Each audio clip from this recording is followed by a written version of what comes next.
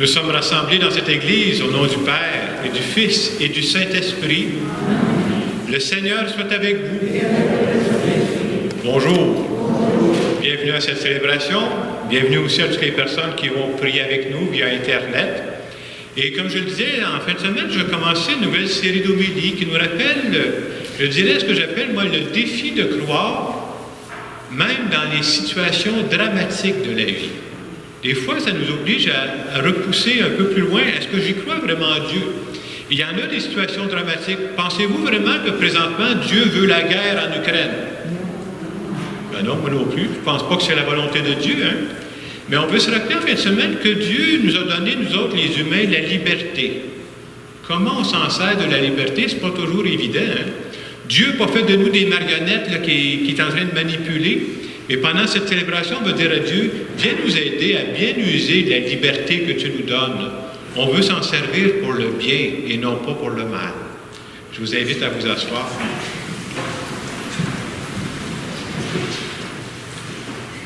Au début de notre célébration, prenons quelques instants pour nous mettre en présence de Dieu. Ce Dieu qui est avec nous, ce Dieu qui nous accompagne, ce Dieu qui veut toucher chacun de nos cœurs.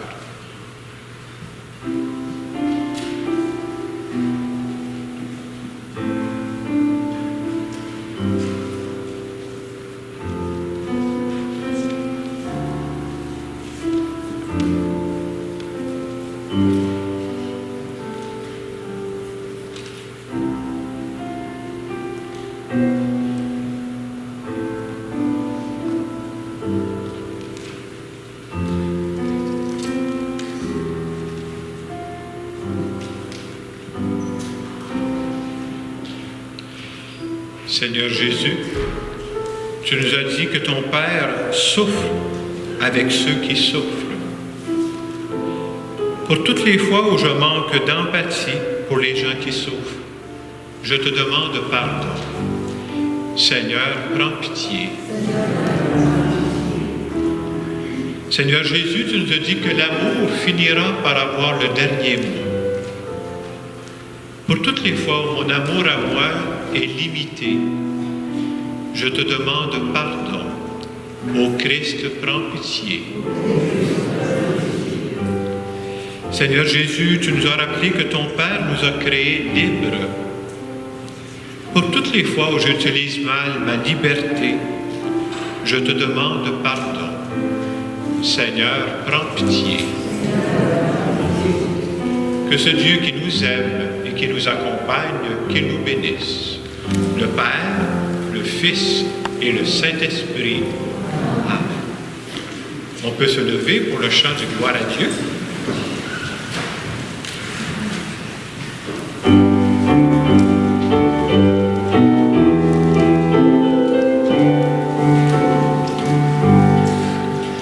Gloire à Dieu éternel.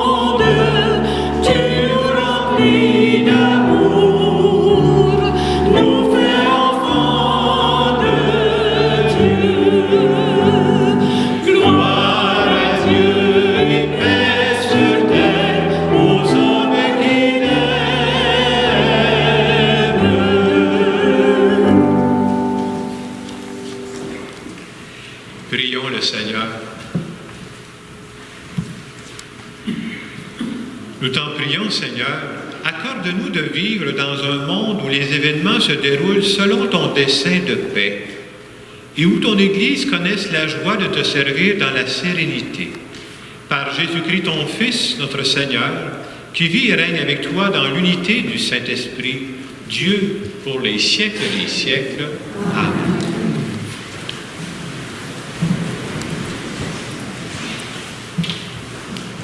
Lecture du livre de Ben Sira le Sage. Quand on secoue le tamis, il reste les déchets. De même, les petits côtés d'un homme apparaissent dans ses propos. Le four éprouve les vases du potier, on juge l'homme en le faisant parler. C'est le fruit qui manifeste la qualité de l'arbre. Ainsi, la parole fait connaître les sentiments. Ne fais pas l'éloge de quelqu'un avant qu'il ait parlé. C'est alors qu'on pourra le juger. Parole du Seigneur. Il est bon, Seigneur, de te rendre grâce. Qu'il est bon de rendre grâce au Seigneur, de chanter pour ton nom, Dieu très haut, d'annoncer dès le matin ton amour, ta fidélité au long des nuits. Il est bon, Seigneur, de te rendre grâce. Le juste grandira comme un palmier, il poussera comme un cèdre du Liban, planté dans les parvis du Seigneur, il grandira dans la maison de notre Dieu. Il est bon, Seigneur, de te rendre grâce. Vieillissant, il fructifie encore. Il garde sa sève et sa verdure pour annoncer le Seigneur est droit. Pas de ruse en Dieu, mon rocher. Il est bon, le Seigneur. Lecture de la première lettre de Saint Paul apôtre aux Corinthiens. Au dernier jour, quand cet être périssable aura revêtu ce qui est impérissable, quand cet être mortel aura revêtu l'immortalité, alors se réalisera la parole de l'Écriture. La mort a été engloutie dans la victoire. Ô mort, où est ta victoire? Ô mort, où est-il ton aiguillon? L'aiguillon de la mort, c'est le péché. Ce qui donne force au péché, c'est la loi. Rendons grâce à Dieu qui nous donne la victoire par notre Seigneur Jésus-Christ. Ainsi, mes frères et sœurs bien-aimés, soyez fermes, soyez inébranlables, prenez une part toujours plus active à l'œuvre du Seigneur, car vous savez que dans le Seigneur, la peine que vous vous donnez n'est pas perdue. Parole du Seigneur.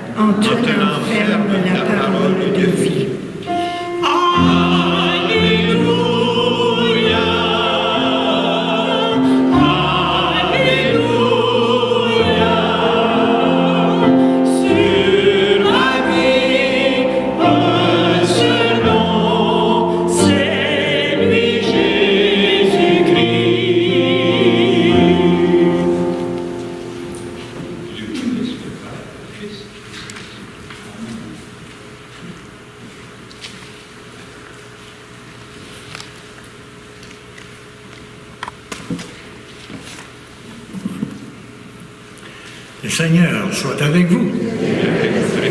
Évangile de Jésus-Christ selon saint Luc.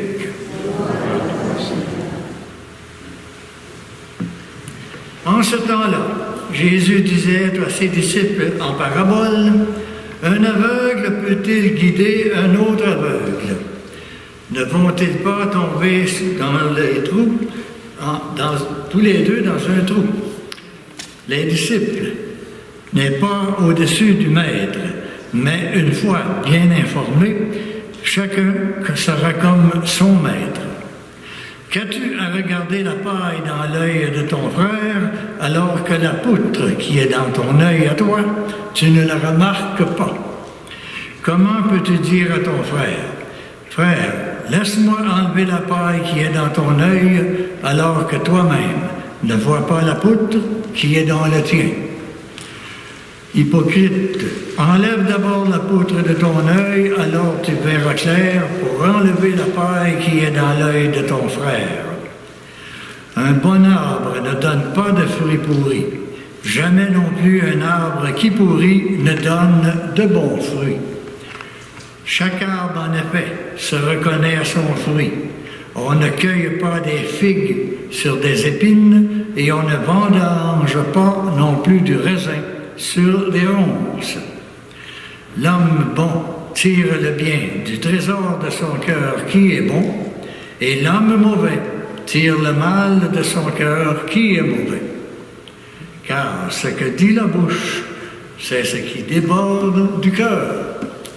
Bien, chers frères et sœurs, acclamons la parole de Dieu.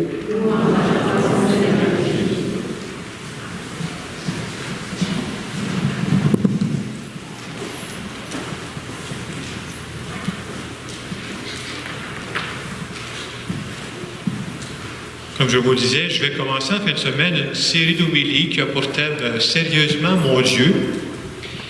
Dans cette série d'homélies, je vais aborder des sujets plus difficiles. Des sujets difficiles qui peuvent arriver dans la vie et qui nous amènent à nous poser des questions sur notre croyance en un Dieu d'amour. Je vous donne des exemples. Ton enfant se suicide. Ta mère se meurt du cancer. Ton chum perd sa job. Où est-il, ton Dieu d'amour? Ces situations-là de la vie qui viennent nous brusquer, on peut tous en vivre à certains moments de notre vie, veut pas, ça vient remettre en question notre façon de regarder Dieu. Et c'est important qu'on aborde ces questions-là pour dire, où est Dieu là-dedans?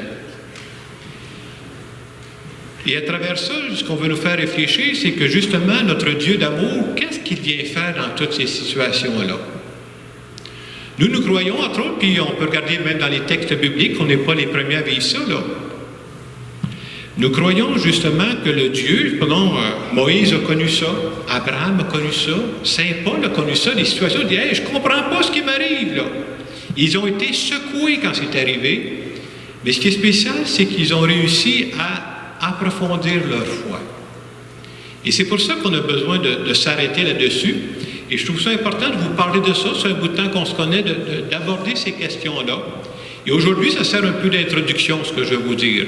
Introduction pour présenter ce que j'appellerais 3 principes qui vont nous suivre pendant les 6 semaines où je vais vous parler de ça.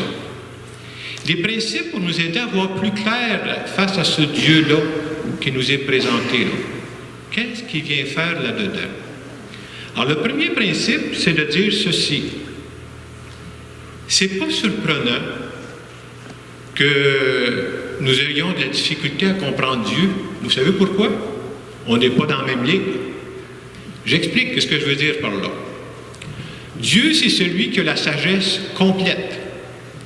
Dieu, c'est celui qui a la connaissance totale. Nous autres, là, la sagesse par connaissance, c'est pour le moins partiel. C'est comme il y a un paquet de petites subtilités, nous autres, qui nous échappent. Je donne un autre exemple pour comprendre, parce qu'on a de la misère à se mettre dans la peau de Dieu, parce qu'on pense, on met Dieu comme un être humain, là. Mais Dieu, c'est pas comme un être humain. Dieu, lui, il voit le présent. Dieu, il voit le passé. Puis Dieu voit l'avenir, lui. Il voit déjà ça, là. Nous autres, qu'est-ce qu'on voit? Mais je vois le présent partiellement. Il y a beaucoup de choses qui m'échappent, moi, là, présentement. Le passé, je le vois partiellement. Il y a beaucoup de choses qui m'échappent. Puis l'avenir, je ne le sais même pas. Hey, essayez d'imaginer ça. Si je savais, moi, d'avance, là, ce qui va arriver dans 5 ans, dans 10 ans, dans 20 ans, probablement que ça changerait les décisions que je vais prendre aujourd'hui. Hein? Si je vous compte ça, je résumerais ça de la façon suivante. Si Dieu pensait toujours comme nous, là, ce ne serait pas Dieu. Ce serait un reflet de nous-mêmes. Là. Alors, c'est pour ça qu'on veut dire pousser notre réflexion plus loin. Deuxième principe qui va nous suivre pendant les 6 semaines où je vais vous parler de ça, c'est le suivant. Même si on n'arrive pas à comprendre totalement Dieu, là, Dieu veut qu'on le connaisse de plus en plus, là. Et c'est pour ça que Dieu se révèle. Autrement dit, Dieu ne joue pas à la cachette avec nous. Dieu veut qu'on le connaisse de plus en plus. Dans l'évangile qu'on avait aujourd'hui, on dit « Est-ce qu'un aveugle peut guider un autre aveugle? » Ben, c'est parce qu'ils vont tomber dans le même trou qu'on disait. Hein? Et c'est la même chose pour nous. Si je veux découvrir Dieu seulement avec mes connaissances humaines, bien, probablement que je vais tomber dans le trou de ce que j'appellerais les idées fausses sur Dieu. Là. Qu'est-ce que Dieu veut nous dire à travers ça? Les idées fausses sur Dieu, c'est quoi? D'abord, nous croyons la vraie idée. Si nous, les chrétiens, on croit que Dieu se révèle, c'est-à-dire qu'il veut se faire connaître à nous. Dieu ne joue pas à cachette, là. Et comment il se révèle à nous? Dieu a pris plusieurs moyens depuis le début de la création pour se révéler à nous. Premier moyen qu'on peut retrouver dans l'Ancien Testament, Dieu s'est révélé à travers un peuple particulier, le peuple juif. Le peuple juif a reconnu, hey, c'est Dieu qui intervient dans notre histoire. Et nous, quand on lit l'Ancien Testament, présentement, déjà, ça peut nous aider à connaître Dieu. Est-ce qu'on le connaît totalement avec ça? Non, non, non. Parce qu'il y a des choses dans l'Ancien Testament qu'on n'accepte pas aujourd'hui. Dieu a continué de se révéler. Qu'est-ce qu'il a fait pour se révéler? Il a envoyé son Fils Jésus sur terre. On pense que Jésus, nous autres, c'est pas juste un grand homme. Là. C'est le Fils de Dieu qui est venu sur terre. Et comment Dieu s'est révélé à travers lui? Mais quand Jésus est venu sur terre, il a fait disparaître un paquet d'idées fausses qu'il y avait sur Dieu. Vous savez, entre autres, quand les gens avaient des maladies, vous savez ce que les gens disaient? C'est Dieu qui punit, toi là. Jésus dit, non, c'est pas mon Dieu, ça. C'est pas ça. Jésus, qu'est-ce qu'il a fait aussi à travers ça? Il est venu nous expliquer que Dieu nous aime. Dieu veut entrer en amour avec nous. Il veut vivre une relation d'amour. Entre autres, il l'a compté à travers la parabole de l'enfant prodigue qu'on va voir pendant le carême. Ça, c'est le Dieu qu'on veut découvrir. Tout ça pour vous dire qu'on n'a jamais fini de découvrir Dieu. Est-ce que Dieu se révèle encore? Ben oui. Nous autres, on croit, les chrétiens, que ce qui arrive dans notre vie présentement, c'est pas juste du hasard. Dieu me parle à travers les événements de la vie. C'est là que ça demande du discernement pour trouver ça. Dieu me parle à travers les personnes que je rencontre. Et quand je vois tout ça, bien, ça m'aide à découvrir un peu plus qui est Dieu. Le troisième principe que je dirais qui va nous suivre pendant cette série d'homélies, c'est le suivant. Il faut faire une grande différence entre ce qui est la volonté de Dieu. Qu'est-ce qu'on appelle la volonté de Dieu? Ce que Dieu veut pour notre monde, ce que Dieu veut pour chacun d'entre nous, puis ce qui se vit présentement dans notre monde. Je le disais tantôt, Dieu nous a créés libres. Dieu a créé des humains libres. Pourquoi il a fait ça? Mais Dieu, c'est un Dieu d'amour. On ne peut pas vivre l'amour s'il n'y a pas de liberté. C'est comme si je vous disais, là, je ne vous mets pas libre, vous êtes obligé de m'aimer. Mais non, l'amour, ça ne marche pas avec obligation, ça. Là. Pour que quelqu'un puisse t'aimer, que tu puisses aimer quelqu'un, il faut que la personne soit libre. Sinon, ce n'est pas de l'amour vrai, c'est de la manipulation. Donc, Dieu nous a créés libres. Mais ce qui arrive, c'est que les humains ne se servent pas toujours de leur liberté au bon escient. Il y a des humains qui se servent de leur liberté pour faire le mal. Je vous donne un exemple de ça pour aider à comprendre. Supposons que si je vous annonçais que, je ne sais pas moi, ta fille se fait tuer par un chauffeur qui est en boisson. Je vous parle des exemples comme ça parce que j'ai déjà entendu des paroles qui sont tout à fait fausses au sujet sur Dieu. Vous avez peut-être déjà entendu des choses semblables. Vous savez ce que certaines personnes vont dire? Ah, son heure est arrivée. C'était la volonté de Dieu. Et je m'excuse, c'était pas la volonté de Dieu. C'est pas vrai que Dieu voulait que cette femme-là, cette jeune fille-là meure. Qu'est-ce qui est arrivé? C'est plutôt un chauffard qui a mal utilisé sa liberté. Et c'est important qu'on se dise ça. Ça n'enlève pas l'aspect mystérieux de choses qui arrivent dans notre vie. Mais c'est important de ne pas attribuer ces situations dramatiques-là à Dieu. Nous autres, on croit à un Dieu d'amour. Un Dieu d'amour ne voudrait jamais ça. Dieu ne veut pas que des malheurs comme ça arrivent. Et comme je disais, je prenais l'exemple. Au début de la semaine, quand j'ai commencé à préparer mon homélie, je ne savais pas qu'il arriverait ce qui arrive en Ukraine présentement. Puis je commençais la messe avec ça. Vous croyez vraiment que Dieu veut qu'il y ait une guerre en Ukraine présentement? Vous croyez ça? Notre Dieu à nous autres veut ça? Hey, si Dieu voulait ça, moi je ne crois plus en Dieu. Je ne veux plus rien savoir de ce Dieu-là. Je ne crois pas que c'est la volonté de Dieu. Hein, je disais, quand on prie le Notre Père, on dit que ta volonté soit faite sur la terre comme au ciel. Mais pourquoi on demande ça dans Notre Père? Parce qu'on sait très bien que la volonté de Dieu n'est pas faite totalement présentement. C'est pour ça qu'on y demande. Là. Et nous, on a l'espérance qu'un jour, la volonté de Dieu va se faire. Un jour, là, c'est le grand plan de Dieu qui va se réaliser. Mais en attendant, je pense que c'est important de se rappeler que le Dieu d'amour auquel on croit ne veut pas de ces choses-là. Il y a même des circonstances, vous avez peut-être déjà entendu, quand il arrive, je ne sais pas, un tremblement de terre, il y en a qui appellent ça « act of God », un acte de Dieu. Est-ce que nous, on croit ça, que c'est Dieu qui veut qu'il y ait un tremblement de terre? Jamais de la vie. Il y a un paquet de conséquences qui ont fait qu'il y a un tremblement de terre. Alors, dans cette première semaine, je regarde avec vous, où dans l'Évangile, on dit on ne veut pas qu'un aveugle aide un autre aveugle, on ne veut pas se limiter à des raisonnements comme ça. C'est important, dans un premier temps, d'éliminer toutes ces pensées-là. Et dans les semaines qui viennent, on va voir d'autres cas pour nous aider à voir, oui, il y a des situations difficiles de la vie. Vous avez sûrement déjà vécu des choses qui vous allez dire, pourquoi ça m'arrive à moi, là? Pourquoi? C'est Dieu qui m'envoie ça? Je pense qu'il faut croire tellement à un Dieu d'amour pour dire non. Ça ne se peut pas qu'un Dieu d'amour mette des gens dans la misère. Le Dieu d'amour ne veut pas que des enfants soient maltraités. Le Dieu d'amour ne veut pas de guerre. Le Dieu d'amour ne veut pas qu'il y ait des problèmes de drogue dans notre monde. Mais il y a des gens qui servent de ça pour faire le mal, qui usent mal leur liberté. Alors, en fin de semaine, je veux dire à Dieu, justement, qu'on veut ne jamais oublier qu'il est un Dieu d'amour. C'est ça que Jésus-Christ nous a appelés. Et dans les semaines qui viennent, on va continuer à regarder des situations difficiles. Et je trouve que c'est important de le faire, même si c'est pas évident de vous parler de ça, là. Parce que parfois, c'est nous, et vous allez vous faire poser des questions quand il y a des situations comme ça. C'est important de dire, au-delà de tout ça, le Dieu auquel on croit, le Dieu de Jésus-Christ, c'est un Dieu d'amour. Alors, je termine mon homélie par cette prière que je vais faire en notre nom à tous.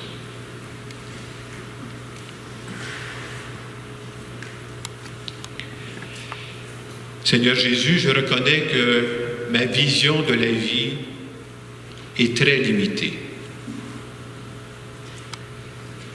Je te dis que malgré tout, je fais confiance que tu es un Dieu d'amour. Je veux te faire confiance dans ma vie, même quand je ne comprends pas tout. Et je veux te dire merci de m'accueillir tel que je suis. Amen. Dans les quelques secondes qui suivent, je vous invite à présenter à Dieu peut-être une situation que vous vivez qui est plus difficile. Je disais tantôt, pourquoi ça m'arrive à moi, là? Pourquoi ça arrive présentement dans ma vie? Parfois, on n'a pas la réponse à ça. Mais même dans cette situation difficile, dites à Dieu, je ne comprends pas tout ce qui m'arrive, mais je choisis de faire confiance que tu es un Dieu d'amour pour moi.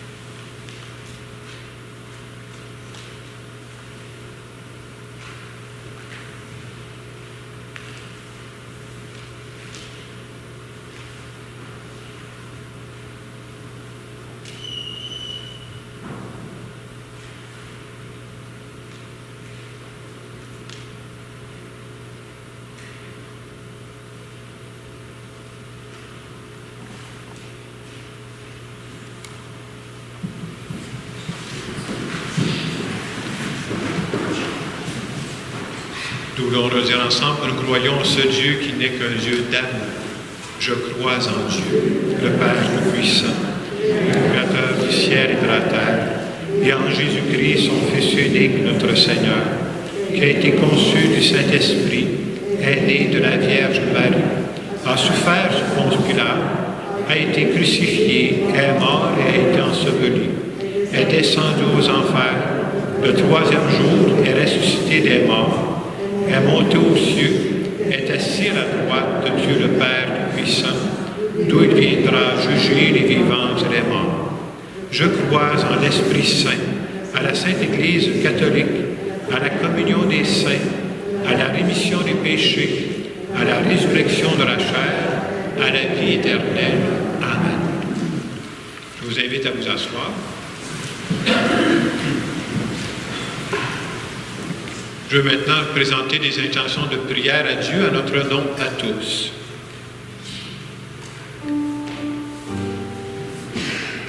Prions pour que Dieu touche les cœurs de nos dirigeants afin que la paix revienne en Ukraine.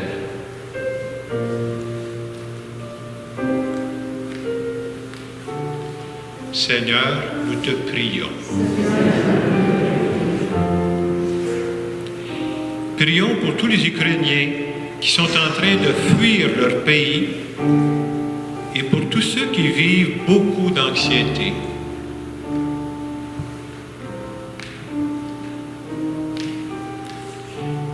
Seigneur, nous te prions.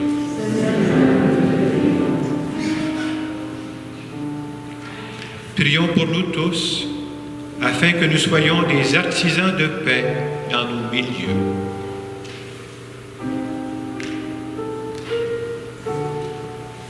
Seigneur, nous te prions. Nous allons maintenant continuer notre célébration.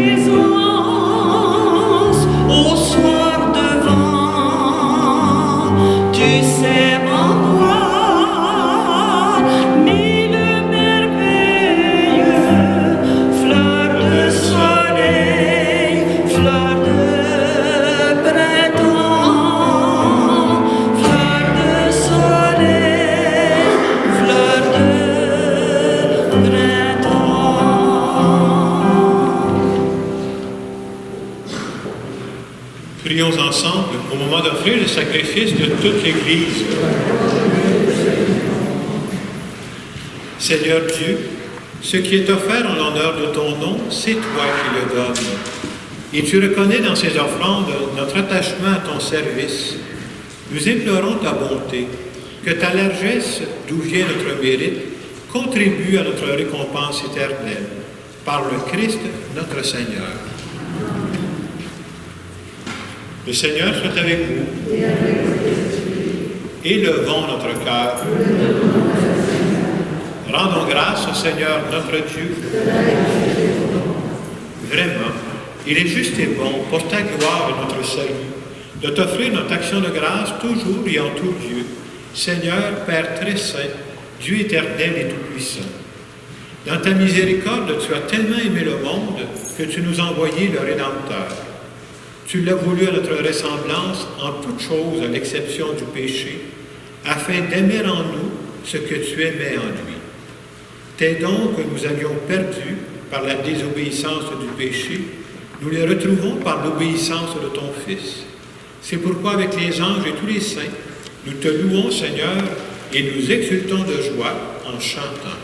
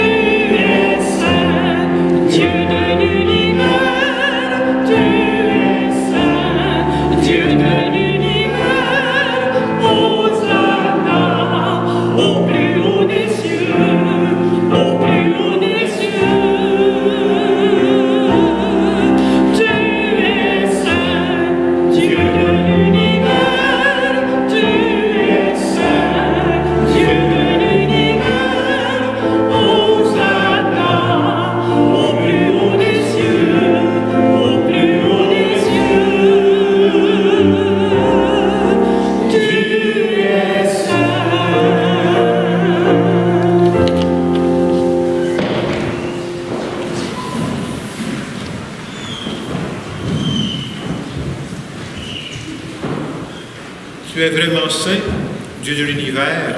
Il est juste que toute la création proclame ta louange, car c'est toi qui donnes la vie. C'est toi qui sanctifies toutes choses par ton Fils Jésus-Christ, notre Seigneur, avec la puissance de l'Esprit Saint. Et tu ne cesses de rassembler ton peuple, afin que du levant au couchant du soleil, une offrande pure soit présentée à ton nom. C'est pourquoi nous voici rassemblés devant toi, Dieu notre Père. Et dans la communion de toute l'Église, nous célébrons le jour où le Christ est ressuscité d'entre les morts. Par lui que tu as élevé à ta droite, nous te supplions de consacrer toi-même les offrandes que nous apportons.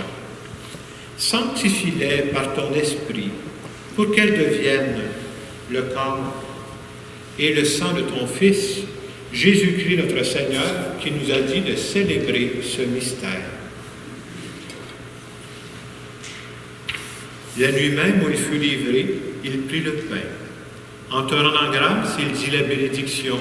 Il rompit le pain et le donna à ses disciples en disant « Prenez et mangez-en tous. Ceci est mon corps livré pour vous. »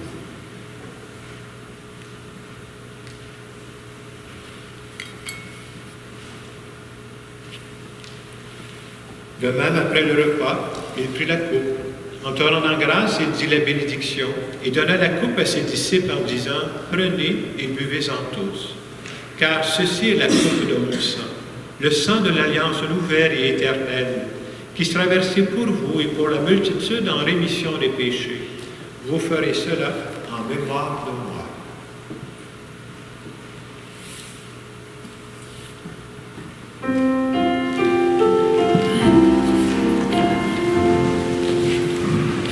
Tu as connu la mort.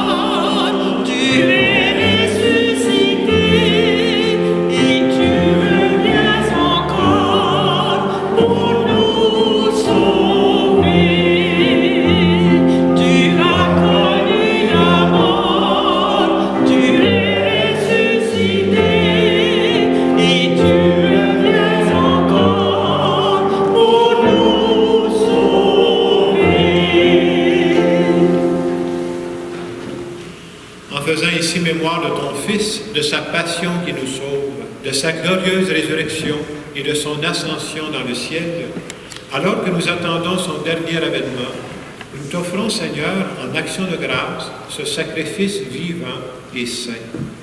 Regarde, nous t'en prions, l'oblation de ton Église et daigne reconnaître ton Fils qui, selon ta volonté, s'est offert en sacrifice pour nous réconcilier avec toi.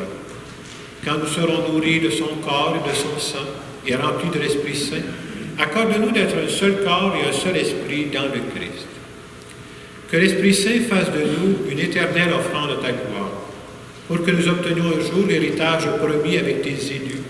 En premier lieu, la bienheureuse Vierge Marie, Mère de Dieu, avec Saint Joseph, son époux, les bienheureux apôtres, les glorieux martyrs, Sainte Eugénie et tous les saints qui ne cessent d'intercéder auprès de toi et nous assurent de ton secours. Et maintenant, nous te supplions, Seigneur, par le sacrifice qui nous réconcilie avec toi, étends au monde entier le salut et la paix. Affermis ton Église en pèlerinage sur la terre, dans la foi et la charité, en union avec ton serviteur, le pape François, notre évêque Christian, l'ensemble des évêques, les prêtres, les diacres et tout le peuple que tu as racheté. Écoute en ta bonté les prières de ta famille que tu as voulu rassembler devant toi. Dans ta miséricorde, ramène à toi, Père très aimant, tous tes enfants dispersés. Pour nos frères et sœurs défunts, et pour tous ceux qui ont quitté ce monde et trouvent grâce devant toi, nous te prions. Et cet après-midi, nous voulons prier en particulier aux intentions de Colette Laflamme-Ménard, de Fernande Allard-Fredette et de André Lucier. En ta bienveillance, accueille-les dans ton royaume, où nous espérons être comblés de ta gloire, tous ensemble pour l'éternité, par le Christ notre Seigneur, par qui tu donnes au monde toute grâce et tout bien. Par lui, avec lui et en lui, à toi, Dieu le Père Tout-Puissant, dans l'unité du Saint-Esprit, tout honneur et toute gloire, pour les siècles des siècles. Amen. Je parlais tantôt à l'homélie que parfois il arrive dans nos vies des situations difficiles. Et en priant notre Père, je vous invite à présenter soit une situation difficile que vous vivez, ou une personne que vous connaissez qui est en train de vivre une situation difficile où elle se sent dépassée. Qu'on ne doute jamais que Dieu nous accompagne dans ces situations difficiles. Notre Père, qui es aux cieux, que ton nom soit sanctifié, que ton règne vienne, que ta volonté soit faite sur la terre comme au ciel. Donne-nous aujourd'hui notre pain de ce jour. Pardonne-nous nos offenses, comme nous pardonnons aussi à ceux qui nous ont offensés. Et ne nous laisse pas entrer en tentation, mais délivre-nous du mal. Délivre-nous de tout mal, Seigneur, et donne la paix à notre temps. Soutenus par ta miséricorde, nous serons libérés de tout péché, à l'abri de toute épreuve, nous qui attendons que se réalise cette bienheureuse espérance, l'avènement de Jésus-Christ, notre Sauveur. C'est à toi, Père Saint, le règne, la puissance et la gloire, tous les siècles des siècles. Seigneur Jésus-Christ, tu as dit à tes apôtres, je vous laisse la paix, je vous donne ma paix. Ne regarde pas le péché, mais la foi de ton Église, pour que ta volonté s'accomplisse. Donne-lui toujours cette paix et conduis-la vers l'unité parfaite, toi qui vis et règnes pour les siècles des siècles. Amen. Et que la paix du Seigneur soit toujours avec vous.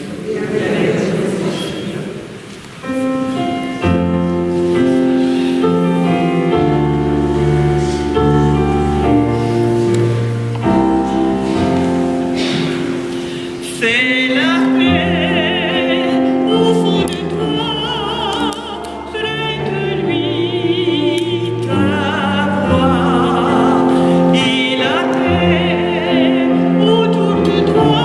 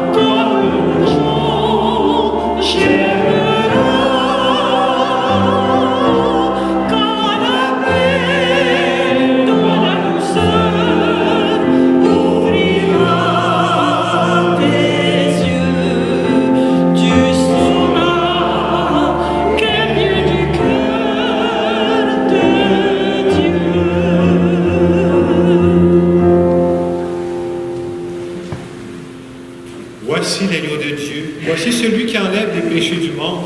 Heureux les invités au repas des noces de l'agneau. Seigneur, je ne suis pas digne de te recevoir, mais dis seulement une parole et je serai guéri.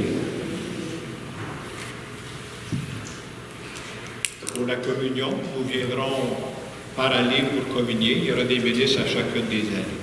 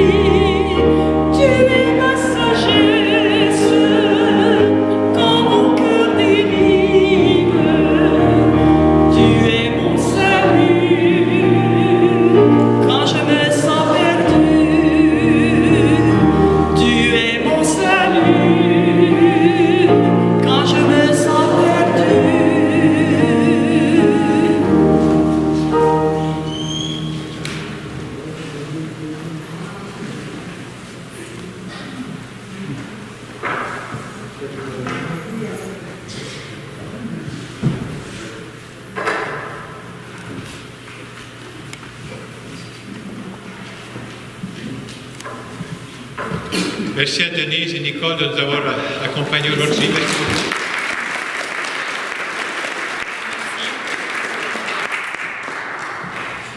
Tel qu'indiqué dans le feuillet paroissial, le mercredi de cette semaine, le 2 mars, ce sera le début du carême. Alors, pour le carême, pour le mercredi décembre, nous avons prévu 2 célébrations. Il y en a une le matin, le mercredi matin, comme d'habitude, à 9h, c'est la messe à Saint-Joseph. Et il y en a une dans l'après-midi à 16h30, 4h30 de l'après-midi, à la paroisse Précieux Sang de la Providence. Je pense que c'est un bon moment pour commencer le carême ensemble, pour s'unir à tous les chrétiens à travers le monde. Alors, il y a 2 célébrations telles qu'indiquées dans le feuillet. Je vous dis aussi aujourd'hui que je vous ai parlé les dernières semaines qu'il y a une démarche de gratitude qui commence cette semaine. Jeanne d'Arc me disait que s'il y en a qui veulent s'inscrire, c'est encore possible, peut-être pour les informer au kiosque d'accueil. On a, je pense qu'il y a 6 endroits où vous pouvez suivre ça en groupe, ou encore c'est possible de le vivre à la maison. On vous passe un carnet à chacun.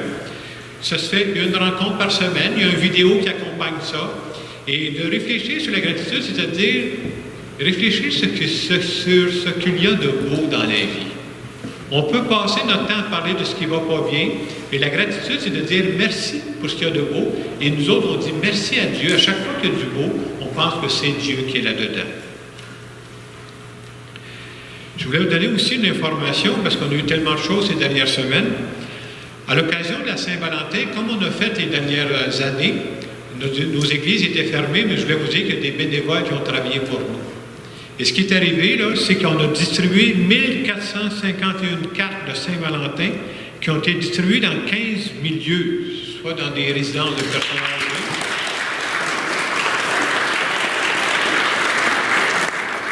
Alors, c'est grâce à des bénévoles qui ont fait ça pendant que les églises étaient fermées, mais il y en a qui travaillaient, là.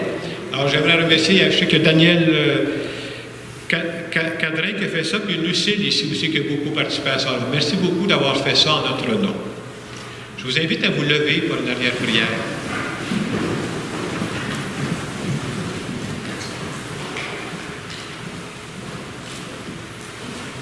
Tu nous as rassasiés, Seigneur, par ce don qui nous sauve, et nous implorons ta miséricorde.